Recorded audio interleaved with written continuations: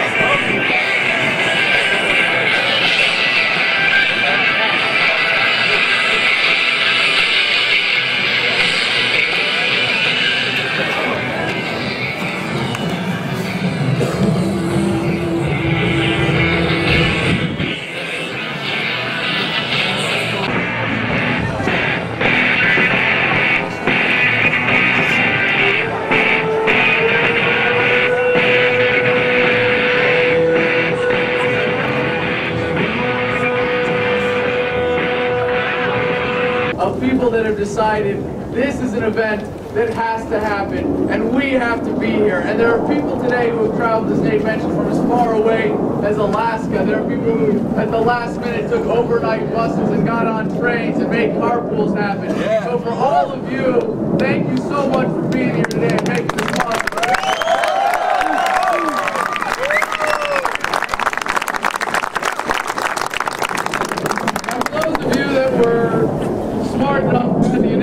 To actually show up on time here, we're gonna have a little fun because we're not kicking this off for the march until 2 p.m. and you're gonna get some instructions on that later. But let me just we're not gonna do anything to single out anybody in our crowd who may be on active duty. But I would like a second because we did hear by email that there were going to be several World War II veterans here. Are there any present in the audience who would like to be recognized? Are there any World War II veterans that made it out, maybe not this early? No?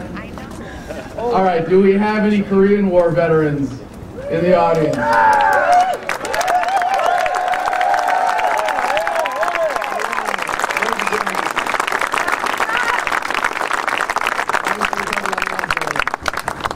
Do we have any Vietnam era?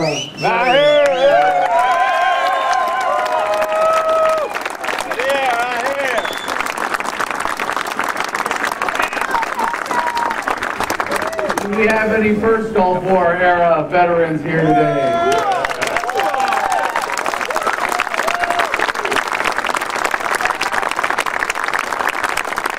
And last but not least, do we happen to have any veterans of the global war on terror with us today?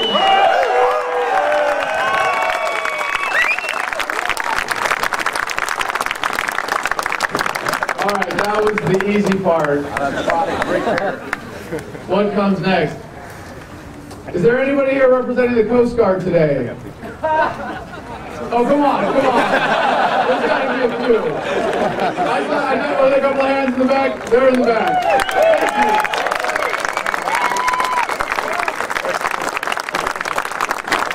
Well, you know what comes next, right? Is there anybody here, not Department of, but representing the Navy?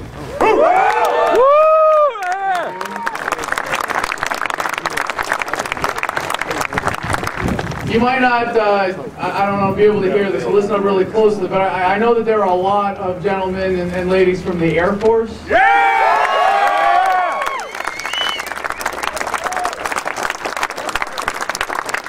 And kind of see, looking around, we have some Army soldiers represented as well.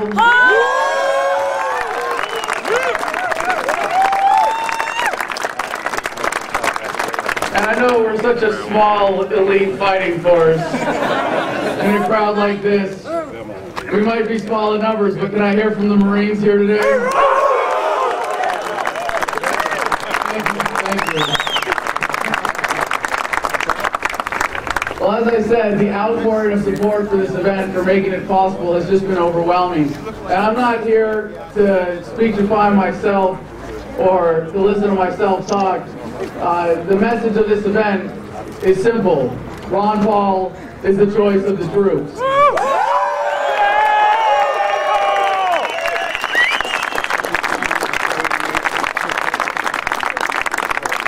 And one thing I want you to keep in mind here today, as much fun as we can have, as much community as we can build, as much of a message as we can send, it won't matter if the Republican Party will not listen to the troops. That is the mission. No one lose sight of that. We are here to make sure that Ron Paul is the next Commander-in-Chief of the United States.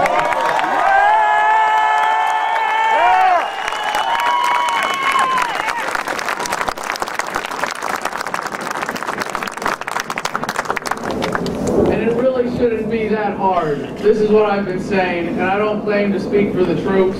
In fact, in putting this event together, Nathan Cox and I have made it clear, because there is no such organization, Veterans for Ron Paul. There is a Facebook page. There is no hierarchy, there is no organization, and what that means is that it's something that all of you can take and run with and claim and make your own and be present and be a part of the national dialogue as a veteran for Ron Paul. This event is simply by the invitation of Nate and myself, but what I've been saying is that it shouldn't be hard to understand that if you're willing to put your life on the line for this country, you want a Commander-in-Chief who's going to be decisive. And with Ron Paul, when he gets asked the questions about foreign policy, he knows the answers before the questions are asked. He is decisive, beyond a doubt.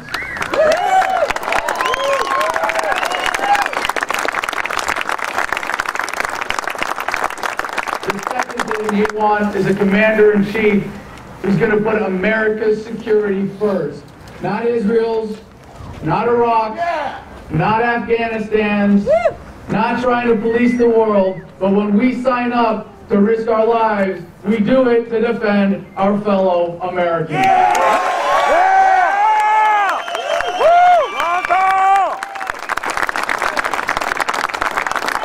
And the third thing that we want in our Commander-in-Chief is someone who is only going to send us into harm's way with a clear mission, with a declaration of war, as he would call it, with a clear moral imperative, so we can go kill people and blow shit up and win wars like we were trained to.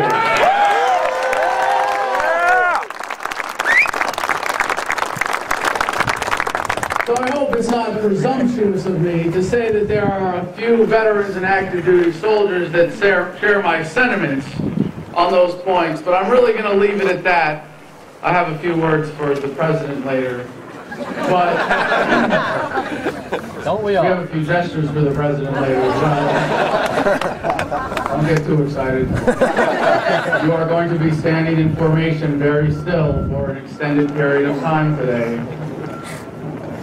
But I just want to say that the sentiment that I have seen around this event has been everything that I have hoped it would be. And when the Navy attorney that you probably have all heard of by now came down just last week with a warning telling active duty troops to not participate regardless of whether they're in civilian attire or committing fraud or not, or just speaking their mind, or whether they are compelled enough to be here. I know there are people in the crowd today who said, screw that.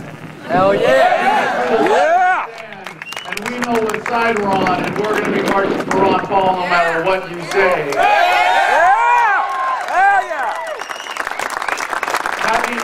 that,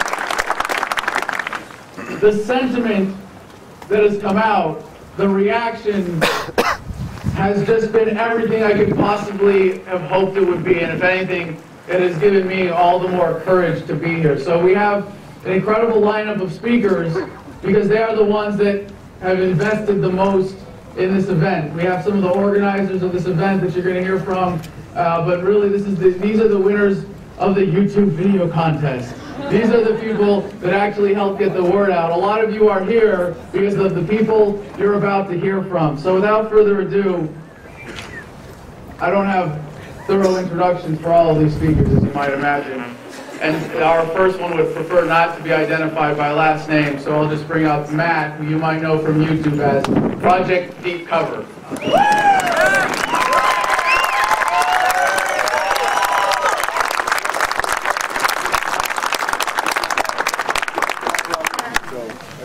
Brave man once stood in this land that you're standing on right now. His name was George Washington, our first commander-in-chief. March 23rd, 1755, in Virginia, he echoed Patrick Henry and shouted, "Give me liberty or give me death." Today, on the same land that George Washington stood, and I echo his words, "Give me liberty or give me death."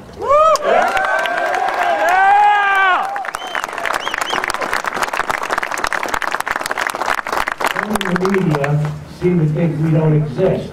Well, I brought him a message. I'm an Army veteran, and I support Ron Paul. My father's a Marine, and he supports Ron Paul. My son's active duty in the Navy, and he supports Ron Paul. My younger son, ROTC, just cast his first vote in high school for Ron Paul in the Florida primary.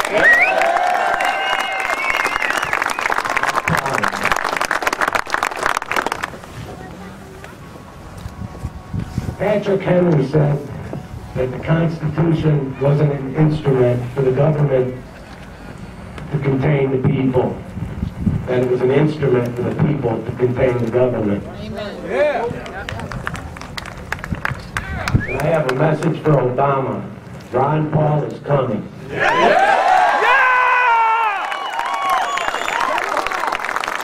Coming for you! The same old I did. You vowed to defend the Constitution, foreign and domestic. That's right! I stand here before you and the country and tell you I will never betray my fellow citizens and break my oath.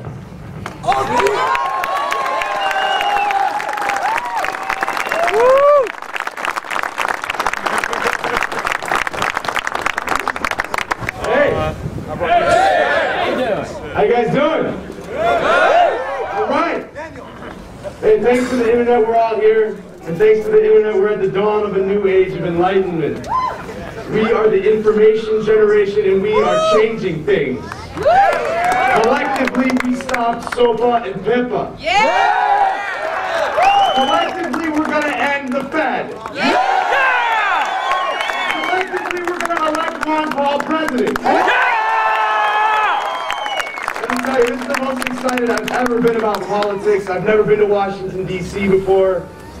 This is amazing. I'm so glad to see you guys all out here and that you're all listening to me. It's awesome.